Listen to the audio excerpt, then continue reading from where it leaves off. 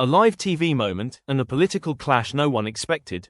On Good Morning Britain, a Labour minister suddenly falters, confronted with a barrage of questions about Donald Trump's scathing attack on the UK and London's mayor. Her voice tightens. She stammers. And then, she snaps, "I reject that." Today, we break down the tense exchange that shook the morning show and pushed UK-US tensions straight into the spotlight. It began with Donald Trump unleashing a series of blistering remarks, accusing Europe of being destroyed by immigration, warning energy policy could lead to collapse, and branding London Mayor Sadiq Khan a disgusting mayor with wrong ideology.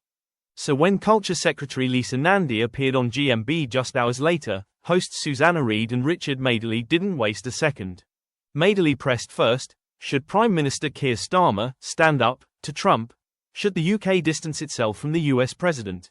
Nandy tried to steer the conversation toward diplomacy. She insisted Britain seeks a good relationship with the United States, but also stressed that Labour firmly disagrees with the president's characterization of the UK. She acknowledged the previous government lost control of the borders, and said the public wants concrete action on immigration. But the hosts weren't done. The question swung back, sharper, more direct. This time to Trump's attack on Sadiq Khan. Pressed repeatedly, Nandy's composure finally cracked.